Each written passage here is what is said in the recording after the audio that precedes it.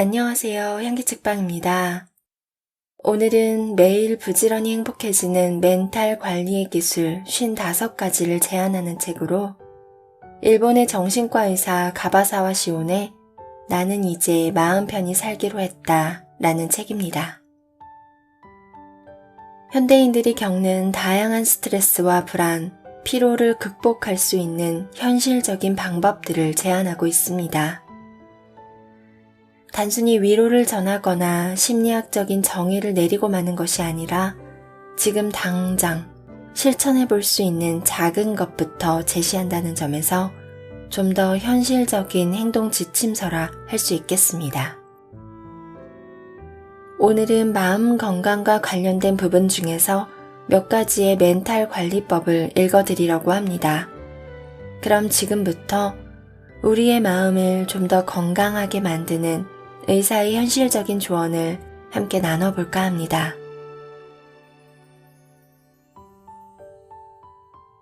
치매를 예방하는 방법. 지금은 인생 100세 시대라는 말이 키워드로 자리 잡은 지 오래다. 그런데 오래 살수록 치매의 위험은 급격히 상승한다. 모처럼 100세까지 살게 되어도 치매에 걸려 간병을 받는다면 그 삶은 즐겁지 않을 것이다. 치매에 걸리지 않고 살 수는 없을까? 이는 우리 모두와 관련 있는 중요한 문제다. 팩트 1. 치매는 예방할 수 있다. 대부분의 병은 갑자기 질병으로 확정되지 않는다. 우선 예비군으로서 가벼운 증상을 드러내는데 이 상태를 방치하면 병으로 진행된다. 예비군 상태일 때는 생활습관 개선 같은 간단한 노력만으로도 본래 상태로 되돌릴 수 있을 만큼 증상이 호전된다. 치매 예비군을 경도인지 장애라고 부른다. 하지만 일단 병에 걸리면 아무리 애써도 잘 낫지 않는다. 즉, 본래 상태로 되돌릴 수 없다. 건강한 상태와 치매 사이에 놓인 상태가 경도인지 장애다. 고령자 4명 가운데 하나는 경도인지 장애에 해당할 정도로 흔한 증상이다. 경도인지 장애 상태에서 잘 견디면 치매로 진행되지 않게 막을 수 있다. 많은 사람이 건망증은 노화 때문에 생기는 증상이라 고칠 수 없다고 생각한다. 대략 10년 전까지만 해도 그것이 상식이었다. 하지만 최신 연구에서 밝혀진 바에 따르면 가벼운 건망증, 즉 경도인지 장애를 겪더라도 운동요법을 비롯한 몇 가지 방법을 착실하게 실천하면 증상이 호전되어 평범한 상태로 돌아갈 수 있다. 만약 치매로 진행된다고 해도 속도를 늦추거나 건망증 증상을 개선할 수 있다는 보고가 잇따르고 있다. 가족 중에 건망증 증상을 보이는 사람이 있다면 건망증과 치매를 다루는 종합병원 외래 전문의나 치매 전문병원 의사에게 진료를 받고 정상인지, 경도인지 장애인지, 치매인지 제대로 진단받는 것이 중요하다. 최근 건망증이 심해진 것 같지만 별일 아닐 테니 상태를 지켜보자 라고 스스로 판단하지 말자. 건망증이 서서히 진행되어 간병이 필요한 상태에 이를 수 있다. 빠른 시일 내에 병원을 찾는 편이 좋다. 팩트 2. 치매는 발병 25년 전부터 이미 진행되고 있다. 최근 알츠하이머병에 관한 연구에서 알츠하이머병은 발병하기 25년 전부터 시작된다는 사실이 밝혀졌다. 보통 몇 년 전부터 발병의 원인이 일어난다고 생각하기 쉬운데 그렇지 않다. 뇌 안에 아밀로이드 베타 단백질이라는 신경 독성이 높은 노폐물이 조금씩 쌓이면 서서히 신경세포를 죽이기 시작한다. 최근 영상 진단 장비를 이용해 축적된 아밀로이드 베타 단백질을 시각적으로 검사할 수 있게 되면서 해당 물질이 발병 25년 전부터 쌓이기 시작한다는 사실을 알아냈다. 60이 넘은 시점에 최근 들어 건망증이 심해졌다라며 허둥대도 이미 늦었다. 완전히 시기를 놓쳤다고 말할 수는 없지만 치매 예방은 40대가 되기 전에 시작해야 한다. 투두 1. 운동과 수면으로 치매를 예방하자. 치매를 예방하는 가장 효과적인 방법은 운동과 수면이다. 일주일에 150분 이상 유산소 운동을 하면 알츠하이머병에 걸릴 위험을 2분의 1에서 3분의 1까지 낮출 수 있다. 이미 체력이 약해진 고령자는 조금만 걸어도 숨이 가빠진다. 당사자에게는 걷는 것도 상당한 운동이다. 넘어지면 위험하다라며 가족이 나서서 말릴 것이 아니라 함께 산책하자고 권유하기 바란다. 스페인 마드리드 대학교 연구에 따르면 평균 7시간씩 자는 사람에 비해 6시간 이하로 자는 사람은 경도인지 장애와 치매에 걸릴 위험이 36%나 높다고 한다. 치매는 40대부터 시작될 수 있으므로 치매를 예방하기 위해 젊을 때부터 반드시 7시간 이상은 자야 한다. 알츠하이머형 치매의 원인 물질은 아밀로이드 베타 단백질이다. 아밀로이드 베타 단백질은 매일 자는 동안 청소된다. 잠자는 동안에는 뇌의 용적이 줄어드는데 그로 인해 뇌 척수액이 뇌 사이사이로 유입되면서 아밀로이드 베타 단백질을 깨끗하게 씻어낸다. 이 과정을 가시화한 동영상을 보면 뇌 척수액이 분사기로 물을 뿌리듯이 흐른다. 수면 시간이 적으면 뇌를 청소하는 시간이 줄어든다. 그만큼 알츠하이머형 치매가 발병할 위험이 크게 높아지니 수면에는 특히 신경 써야 한다. 팩트 3. 생활습관병을 예방하려면 치매에는 혈관성 치매와 알츠하이머형 치매가 있다. 대사증후군을 일으키는 고혈압, 고지혈증, 비만, 당뇨병 같은 생활습관병은 동맥경화를 유발하므로 오래전부터 혈관성 치매의 위험 인자로 알려져 있었다. 최근에는 이러한 생활습관병이 알츠하이머형 치매의 발병과도 깊은 관련이 있는 것으로 밝혀졌다. 고혈압, 고지혈증, 비만, 당뇨병이라는 4가지 위험 인자를 많이 보유할수록 알츠하이머형 치매의 발병률이 증가한다. 고혈압의 경우 노년기가 아닌 중년기의 고혈압이 치매의 발병에 큰 영향을 미친다. 그러니 나이 든 이후가 아니라 중년일 때부터 예방해야 한다. 적절한 운동과 식사를 통해 대사증후군을 예방하면 심근경색이나 뇌졸중 같은 신체 질환뿐 아니라 치매나 우울증 같은 정신질환도 예방할 수 있다. 치매를 예방하려면 금연도 필수다. 흡연자는 비흡연자보다 치매에 걸릴 위험이 45%나 높다. WHO 연구에 따르면 흡연과 치매는 상관성이 매우 높으며 담배를 많이 피울수록 치매에 걸릴 위험이 높아진다. 전문가들은 전 세계 알츠하이머병의 14%가 흡연 때문일 가능성이 있다고 추측한다. 투두 2. 치매의 또 다른 예방법. 적절한 운동과 수면을 통한 생활습관병의 예방은 치매 예방에도 필수적이다. 추가로 치매를 예방하는 효과적인 방법을 몇 가지 소개하겠다. 1. 마인드 식단을 도입한다. 식단 조절은 치매 예방에 상당한 도움이 된다고 알려져 있다. 미국 러시 대학교 연구에 따르면 평소 마인드 식단이라고 불리는 방법에 따라 식사할 경우 알츠하이머병 발병 위험이 53%나 낮아진다고 했다. 마인드 식단의 마인드는 지중해 식단과 미국에서 고혈압 환자를 위해 개발한 대시 식단을 결합한 것이다. 핵심은 고기보다 생선을 많이 먹고 채소, 뿌리채소, 콩류를 골고루 섭취하는 것이다. 특히 고등어, 정어리, 꽁치 같은 등푸른 생선에는 DHA나 EPA가 풍부하므로 혈중 콜레스테롤 수치 감소와 혈액순환 개선 효과를 기대할 수 있다. 술을 너무 많이 마시면 치매에 걸릴 위험이 증가한다. 중간 수준의 음주는 치매 발병 위험을 1.5배, 과음은 4.6배나 높인다. 2. 고독을 막자.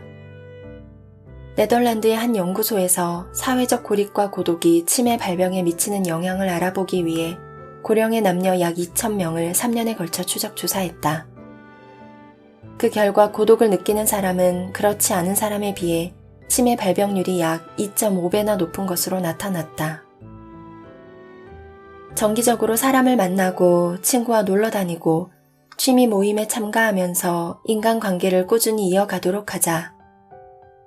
고독을 막는 이러한 활동은 치매를 예방하는 데 큰 도움이 된다. 3. 배움의 끈을 놓지 말자. 고학력자일수록 치매 발병 위험이 낮다.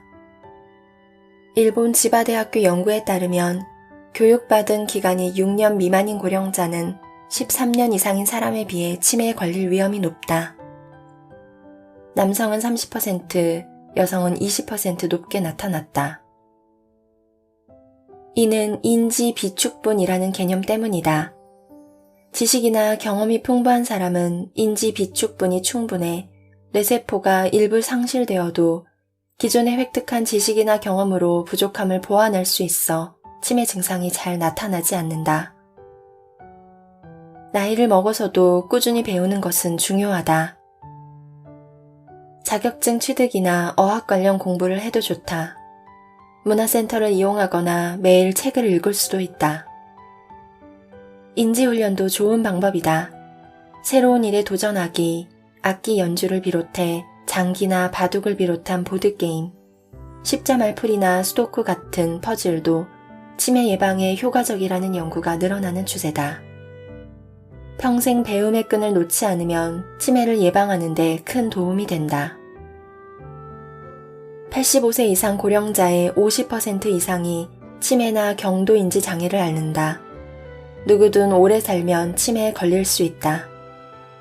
한편으로 치매는 예방법과 그 효과가 명확하게 나와 있는 병이므로 예방법을 제대로만 실천하면 막을 수 있다.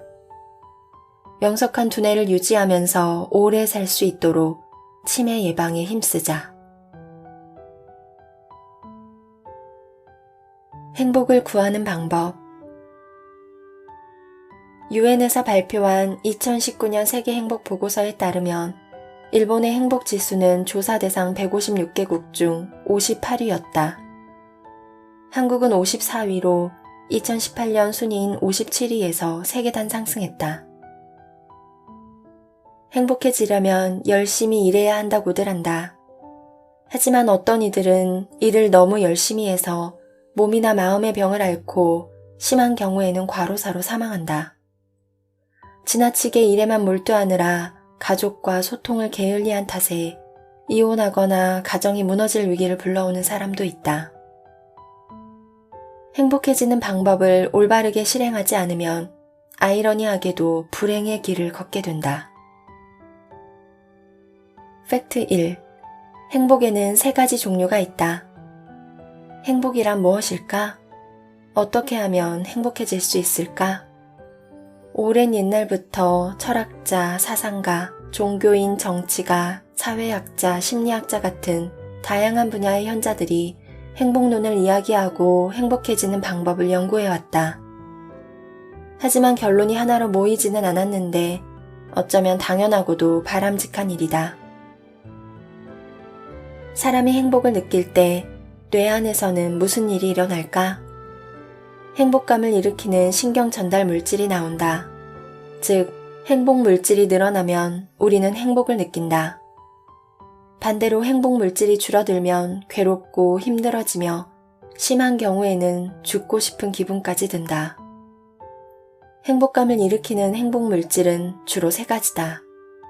바로 세로토닌, 옥시토신, 도파민이다. 이러한 물질은 모두 행복한 기분을 느끼게 하지만 각각이 만드는 행복의 질은 전혀 다르다. 1. 세로토닌성 행복. 평온함, 치유, 기분과 관련 있는 행복감이다. 아침에 날씨가 좋아서 기분이 상쾌해. 오늘 하루도 힘내자. 와 같은 긍정적이고 적극적인 기분에 감싸인다며 세로토닌이 분비되고 있기 때문이다. 반대로 불안과 걱정이 일고 초조해서 안절부절 못하고 기분 나쁜 일만 떠오르면서 부정적인 기분에 사로잡힌다면 세로토닌 수치가 현저하게 낮아졌기 때문이다. 2. 옥시토신성 행복. 유대감과 관련 있는 행복감이다. 배우자, 연인, 자녀, 친구처럼 가까운 사람과 함께 즐거운 시간을 보낼 때 분비되는 물질이다. 남에게 친절을 베풀 때나 남이 베푸는 친절을 받을 때도 분비된다. 따라서 봉사활동, 사회기여활동을 하면서 주고받는 감사의 마음과도 관련이 있다. 3. 도파민성 행복. 의욕과 관련 있는 행복감이다. 도파민은 행복 물질로 널리 알려져 있는데 목표를 달성했을 때 분비되는 성공 물질이기도 하다. 프로젝트를 성공리에 마쳤을 때, 경기에서 우승했을 때, 거금을 손에 쥐었을 때, 승진 또는 승급했을 때와 같은 상황에서 분비된다. 팩트 2. 도파민성 행복에 사로잡히지 말라. 사람들은 행복이라고 하면 주로 도파민성 행복을 떠올린다. 출세하고 싶다, 부자가 되고 싶다, 성공하고 싶다, 좋은 집에서 살고 싶다. 같은 바람은 모두 도파민성 행복이다. 물론 도파민은 삶의 원동력이 될 수 있지만 도파민만으로는 행복해질 수 없다. 연소득은 1억 이상이지만 과도한 업무에 시달리다 우울증에 걸렸거나 지나치게 일에만 몰두하다가 가정이 무너질 위기를 맞은 사람의 이야기를 누구나 한 번쯤 들어보았을 것이다. 인간이 살아가는데 가장 중요한 행복은 세로토닌이 주는 행복이다. 이것을 바꿔 말하면 건강을 실감하는 행복이라 할 수 있다. 몸이나 마음이 병에 걸리면 세로토닌 수치가 낮아진다. 투두 1. 세로토닌성 행복을 얻는 습관. 행복해지기 위해서는 반드시 건강해야 한다. 신체적, 정신적으로 건강하고 아침에 상쾌하게 눈뜨는 삶을 목표로 삼자. 가장 효과적인 습관은 아침 산책이다. 아침에 15분에서 30분 정도만 산책해도 세로토닌 신경이 활성화되어 세로토닌성 행복을 얻을 수 있다. 명상이나 좌선 같은 마음 챙김 활동이나 복식 호흡을 해도 세로토닌이 분비된다. 세로토닌 분비에는 충분한 수면이 필수다. 수면 부족이나 밤샘 활동은 악영향을 미친다. 웃는 표정을 지어도 세로토닌이 분비된다. 다른 그 무엇으로도 대체할 수 없는 세로토닌성 행복은 하루 15분의 아침 산책이라는 매우 간단한 습관만으로 얻을 수 있다. 투두 2. 옥시토신성 행복으로 마음의 안정을 찾자. 세로토닌 다음으로는 옥시토신을 목표로 해야 한다. 배우자, 자녀, 연인, 친구 같은 가까운 사람과의 관계가 안정되어야 행복할 수 있다. 이미 손에 넣은 행복의 소중함을 알지 못하고 소홀히 대하다가 다 잃고 나서야 깨닫는 경우가 많다. 인간관계가 안정되면 정신적으로 흔들리지 않는다. 반대로 외로움을 느끼거나 사람과의 유대가 부족하면 우울증이나 치매에 걸릴 위험이 높아진다. 가정에 문제가 생기면 일하는 도중에도 자꾸 그 일이 떠오르고 머릿속이 걱정으로 가득해 일에 집중하지 못한다. 이런 상태에서는 도파민성 행복도 얻을 수 없다. 옥시토신은 가까운 사람과 스킨십, 대화, 소통을 하면 분비된다. 20초 이상 포옹만 해도 옥시토신이 충분히 분비된다. 자녀를 꼭 껴안으면 안고 있는 부모와 아이 모두에게서 옥시토신이 분비된다. 봉사활동을 하는 사람은 하지 않는 사람보다 5년 이상 오래 산다라는 연구 결과가 있다. 이 역시 옥시토신과 관련이 있다. 옥시토신 분비량이 많으면 심혈관 질환에 걸릴 위험도 낮아진다. 연인이나 친구가 없다면 개나 고양이 같은 반려동물과 시간을 보내도 좋다. 반려동물과 함께 놀면 주인은 물론이고 반려동물에게서도 옥시토신이 분비된다. 개나 고양이를 쓰다듬으면 치유되는 기분이 드는 것은 뇌과학적으로 근거가 있는 이야기다. 실제로 옥시토신은 스트레스를 낮추고 세포 재생을 돕는다. 그야말로 우리 몸과 마음을 낫게 하는 효과가 있다. 부모와 자식, 부부 사이의 대화를 중시해야 한다. 함께 보내는 시간과 소통을 늘리자. 어쩌면 당연하다고 생각할 수 있는 이런 일들이 행복에 매우 큰 영향을 미친다. 투두 3. 도파민성 행복을 최후의 목표로 삼자. 일상적으로 마음과 인간관계가 안정되면, 즉 세로토닌성 행복과 옥시토신성 행복을 얻으면 딱히 부자가 되거나 사회적으로 성공하지 않아도 행복하게 살아갈 수 있다. 몸과 마음의 건강으로 얻는 세로토닌성 행복과 인간관계로 얻는 옥시토신성 행복이 우선이다. 이것들로 기반을 다진 상태에서 사회적 성공이라는 목표 달성으로 얻는 도파민성 행복이 더해져야 최고로 행복한 상태를 이룰 수 있다. 평소 일상에서 도파민성 행복에만 신경을 곤두세우지 말자. 이미 자신에게는 세로토닌성 행복과 옥시토신성 행복이 있음을 깨닫고 음미한다면 지금 이 순간부터 바로 행복해질 수 있다. 몸과 마음이 건강한 하루를 보내시길 바랍니다. 끝까지 함께 해주셔서 감사합니다. 지금까지 향기책방이었습니다.